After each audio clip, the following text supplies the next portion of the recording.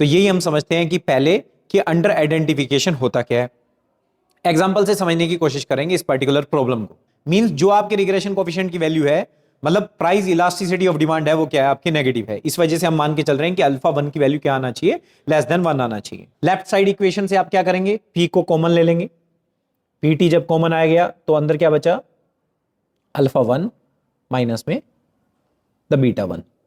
एक इक्वेशन आपके पास पीटी की इक्वेशन है और दूसरी इक्वेशन आपके पास क्यूटी वाली इक्वेशन है। इट मींस दो इक्वेशन अगर आपके पास हो तो क्या आप 4 पैरामीटर एस्टिमेट कर सकते हो? बिल्कुल भी नहीं कर सकते। अगर हम हाई स्कूल अलजेब्रा में जाते हैं तो जितने हमें एस्टिमेट करने होते हैं हमारे वैल्यूज, उतने ही हमें क्या चाहिए, इक्वेशन चाहिए। तो आज के लेक्चर में हमें आइडेंटिफिकेशन प्रॉब्लम के बारे में पढ़ना है। पहले हम समझते हैं आइडेंटिफिकेशन प्रॉब्लम होता क्या है, राइट। लास्ट लेक्चर में हमने बात की थी कि साइमल्टेनियस इक्वेशन के अगर आपको पैरामीटर एस्टिमेट करने हैं तो आपको क्या करना पड़ेगा, रिड्यूस्ड फॉर्म इक्वेशन बनानी पड़ेगी पहले। और रिड्यूस्ड फॉर्म इक्वेशन जो पैरामीटर आपको देंगे उनको हम कहते हैं रिड्यूस्ड फॉर्म कोफिशिएंट्स। अब क्या आप रिड्यूस्ड फॉर्म इक्वेशन बना के जितने भी आपके ओरिजिनल पैरामीटर हैं जो कि आपने एस्टिमेट करने हैं, क्या आप उनको एस्टिमेट कर पाओगे? यही आइडेंटिफिकेशन प्रॉब्लम है। आप कब एस्टिमेट उन सारे के सारे पैरामीटर्स को कर पाओगे, जब आपकी जो इक्वेशन है या तो वो एग्जैक्ट और जस्ट आइडेंटिफाइड हो या ओवर आइडेंटिफाइड हो, तब भी पॉसिबिलिटी है।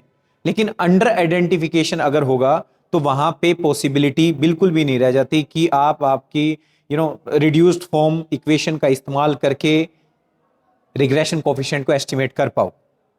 तो यही हम समझते हैं कि पहले कि अंडर आइडेंटिफिकेशन होता क्या है।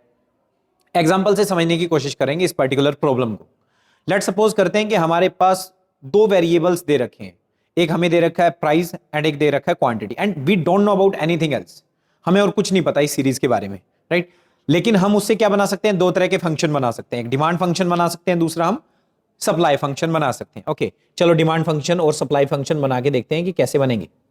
सबसे पहली बात, अगर आप डिमांड फंक्शन की बात करेंगे तो डिमांड फंक्शन बेसिकली होगा क्या, जो क्वांटिटी डिमांडेड है आपकी, okay, at t time period, that is equal to alpha 0 plus में alpha 1 the price at t time period plus आपका एरर टर्म।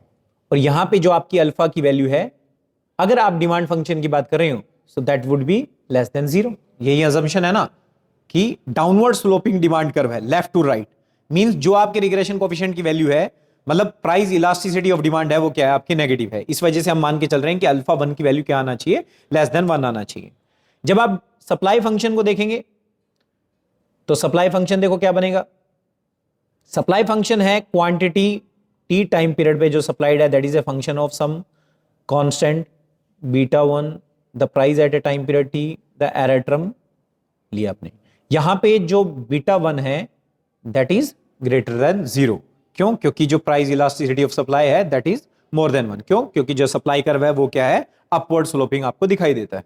ठीक है, एट इक्विलिब्रियम आपको क्या दिखाई देगा कि दोनों की दोनों चीजें बराबर हैं। Done, right. तो अब ये अगर दोनों के दोनों इक्विलिब्रियम में बराबर हैं तो इट मींस हम जो ये दो इक्वेशन हमने ले रखी हैं, ये वाली पहली इक्वेशन और ये जो सेकंड इक्वेशन, इसको पुट कर दें यहां पे, दोनों को पुट करके देखते हैं क्या आएगा। अल्फा 0 प्लस में अल्फा 1 पी टी प्लस में mu 1 T is equal to beta 0 plus में बीटा 1 पी टी प्लस में म्यू 2 टी, राइट। हम सोल्व करते हैं किसके लिए, पी के लिए हम सोल्व करते हैं इस पूरी पूरी इक्वेशन को। पी के लिए सोल्व करेंगे तो लेफ्ट हैंड साइड में हम पी को ले आते हैं, okay, minus beta 1 P T.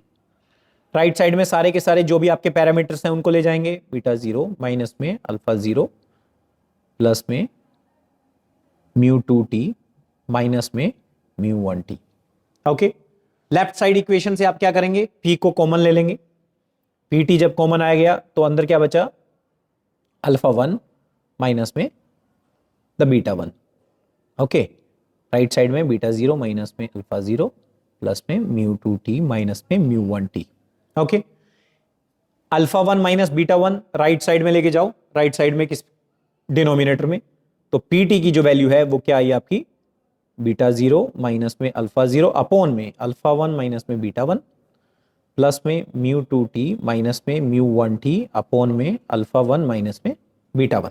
Okay, अब ये जो चीज है पर्टिकुलर आपके पास, ये पहला का जो आपके पास इक्वेशन है, इसको मैंने कह दिया कि दिस इज, लेट सपोज करते हैं पाई 0। ओके, और जो राइट साइड में ये है इसको मैंने कह दिया ये एरर टर्म को, दिस इज डब्ल्यू टी।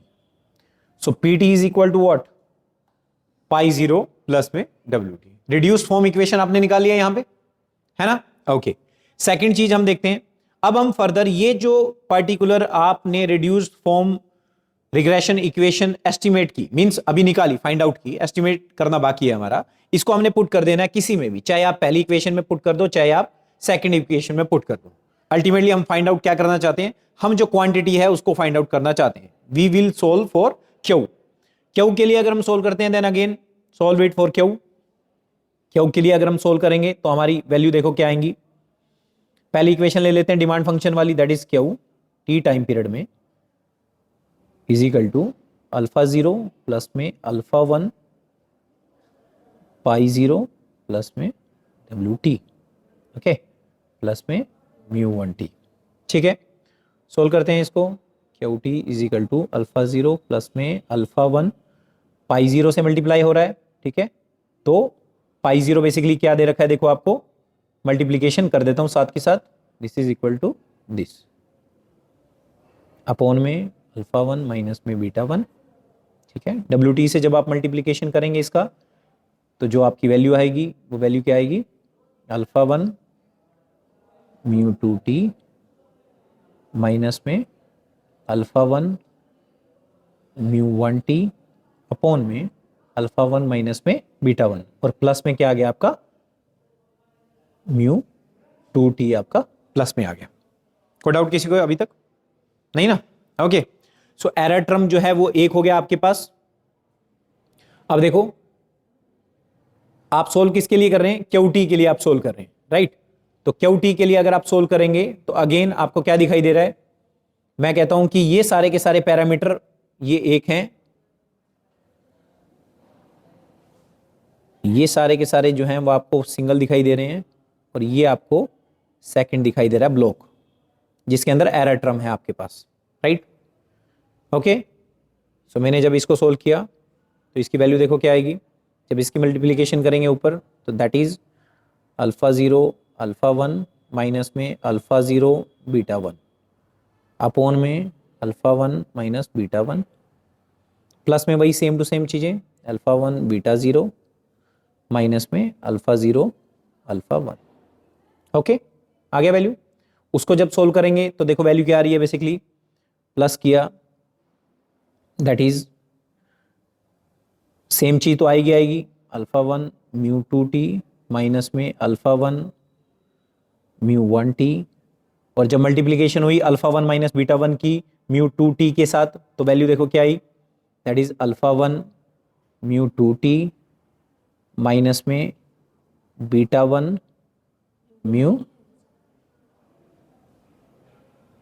2t आएगा ना, देखो हाँ फर्स्ट की मल्टीप्लीकेशन है, तो अल्फा 1 इसके साथ मल्टीप्लाई कर रहे हैं ना हम क्या कर रहे हैं, देखो इसकी मल्टीप्लीकेशन करेंगे इसके साथ, है ना।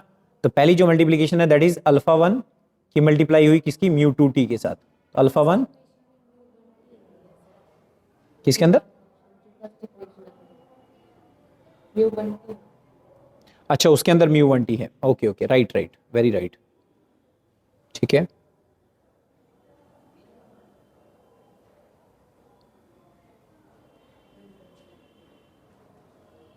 ओके, इसकी मल्टीप्लिकेशन करते हैं, देन अगेन मल्टीप्लिकेशन करेंगे तो वैल्यू जो आ रही है हमारी दैट इज प्लस की अल्फा 1 म्यू 1t माइनस में beta 1 mu 1t, okay, divide में दैट इज अल्फा 1 माइनस में बीटा 1, ठीक है।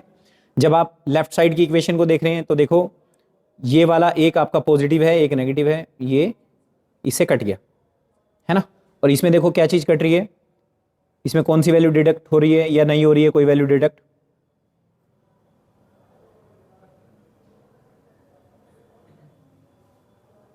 नहीं, सारी की सारी है हमारे पास।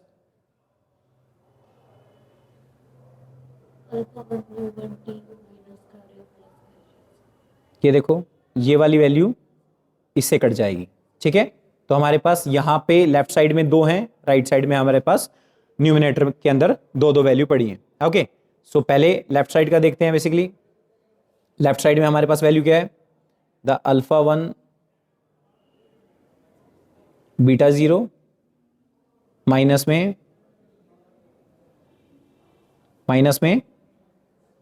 अल्फा 0 बीटा 1 अपॉन में अल्फा 1 माइनस में बीटा 1 प्लस में किया, that is alpha 1 mu 2t minus में बीटा 1 म्यू 1t अपॉन में अल्फा 1 माइनस में बीटा 1।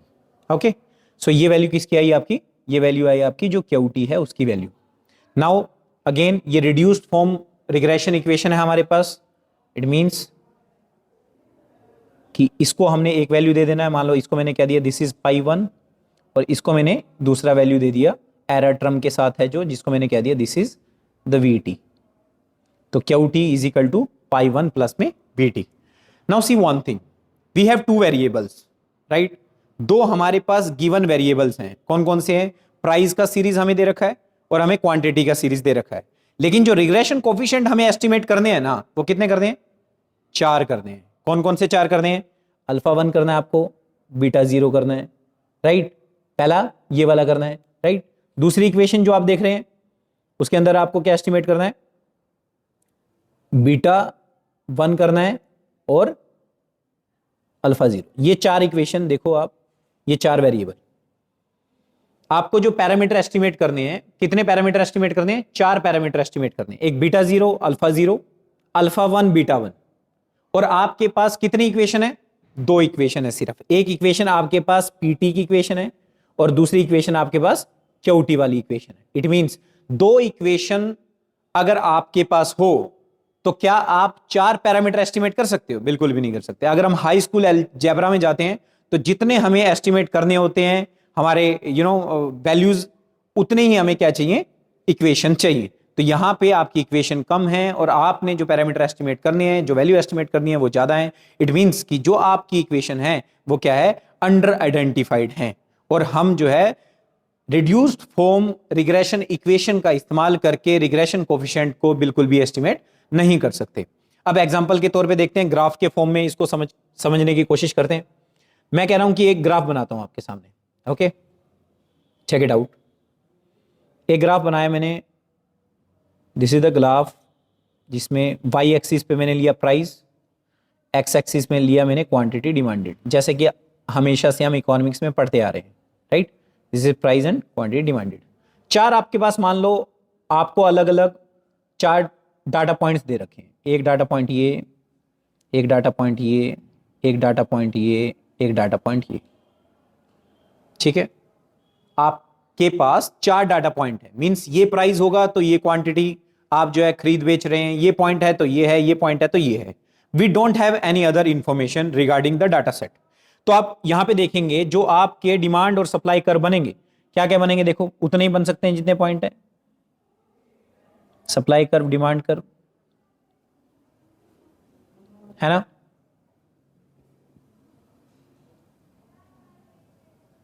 डिफरेंट डिफरेंट देखो डाटा पॉइंट बन रहे हैं आपके सामने। बट यहां पे अगर आप सिर्फ एक पॉइंट को मैं लेके चलूं तो वहां पे कितने डिमांड कर्व और कितने सप्लाई कर्व बन सकते हैं? इनफाइनाइट। अगर मैं यहां पे सिर्फ और सिर्फ एक डाटा पॉइंट ले लूं, लेट सपोज करो कि मैंने कहा कि I am taking only this particular data point. अब यहां पे कितने डिमांड कर्व बन सकते हैं? बहुत सारे।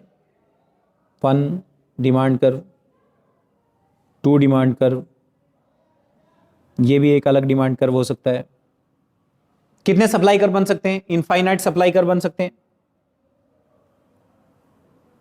ये एक सप्लाई कर्व हो सकता है, ये एक सप्लाई कर्व हो सकता है, ये भी एक सप्लाई कर्व हो सकता है, राइट। तो इट मींस कि आइडेंटिफाई करना पूरी की पूरी सप्लाई की आपकी इक्वेशन को और आपकी डिमांड फंक्शन की इक्वेशन को बहुत ही ज्यादा मुश्किल है। अगर आपको इनएडिक्वेट इंफॉर्मेशन प्रोवाइड की गई है, राइट, अगर आपके पास इंफॉर्मेशन नहीं है एडिक्वेट लेवल पे। अब देखो, एडिशनल इंफॉर्मेशन अगर आपके पास होती ना, तो हो सकता था कि कोई फंक्शन जो है वो आइडेंटिफाई हो सके। एग्जांपल के तौर पे समझते हैं, अगर हमारे पास इनकम वेरिएबल की इंफॉर्मेशन भी होती, तो जैसे जैसे इनकम आपकी बढ़ती है तो क्या होता है, डिमांड कर्व जो है वो राइटवर्ड शिफ्ट होता है। यही है ना कि डिमांड, जब आप डिमांड का लो ऑफ डिमांड पढ़ते हैं तो लो ऑफ डिमांड बेस है किसके, other things being constant. Means अगर उन कांस्टेंट चीजों को आप हिलाओगे, चेंज करोगे, तो अल्टीमेटली क्या होगा, शिफ्टिंग इन डिमांड कर्व होगा। तो अगर आपका इनकम बढ़ेगा तो आपको क्या दिखाई देगा कि आपका जो डिमांड कर्व है वो राइटवर्ड शिफ्ट होता हुआ दिखाई देगा, राइट। तो अगर डिमांड कर्व वाला हम बना के देखें तो चेक इट आउट। देन मैं कहता हूं कि ये एक पर्टिकुलर पॉइंट है, इस पॉइंट पे हमें नहीं पता कि सप्लाई कर्व क्या बनेगा, क्या जो है डिमांड कर्व बनेगा। We are unaware about that particular thing, right. तो हम अज्यूम करके चलते हैं, लेट सपोज करो कि जैसे आपका इनकम बढ़ा, इनकम बढ़ते ही आपका जो फर्दर ये वाला पॉइंट बन गया, और आपका इनकम बढ़ा तो आपका फर्दर ये वाला पॉइंट बन गया, और इनकम बढ़ा तो आपका ये वाला पॉइंट बन गया, राइट। इट मींस पहले मान लो डिमांड कर्व कुछ भी था, लेट सपोज करो ये था, we have not identified demand curve now, we are not identifying the demand curve on the basis of the information that we have regarding the income variable. हम क्या estimate कर पाएंगे वो देखो ध्यान से, we don't know the real demand curve now. ये assume कर रहा हूं कि ये हो सकते हैं कि ये सारे के सारे डिमांड कर्व हों, शेप इसका कुछ भी हो सकता है, लेकिन आपका क्या एस्टिमेट हो गया, आपका एस्टिमेट हो गया सप्लाई कर्व। आपको पता होगा ये सारे के सारे पॉइंट आपस में जोड़ के कि this is the supply curve. It means कि अगर आपके पास कोई एक एडिशनल वेरिएबल की इंफॉर्मेशन है तो आपकी दो इक्वेशन में से एक इक्वेशन क्या हो गई, आइडेंटिफाइड होगी। अभी भी आपकी कौन सी इक्वेशन आइडेंटिफाइड नहीं है, डिमांड फंक्शन की इक्वेशन आइडेंटिफाइड नहीं है, लेकिन सप्लाई फंक्शन की जो इक्वेशन है वो आइडेंटिफाइड होगी जैसी आपको एक एडिशनल वेरिएबल की नॉलेज हुई, राइट। अगर आपको डिमांड फंक्शन की इक्वेशन को आइडेंटिफाई करना है तो लेट सपोज करो, मैं कोई और एग्जांपल ले लेता हूं। हमारे पास मान लो एग्जांपल है कि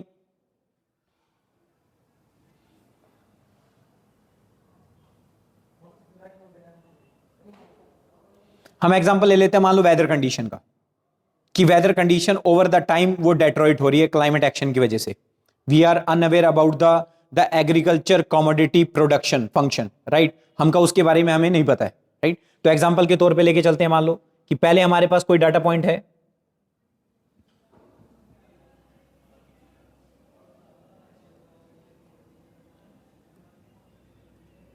इनिशियली मान लो हमारे पास ये डाटा पॉइंट है, ओके।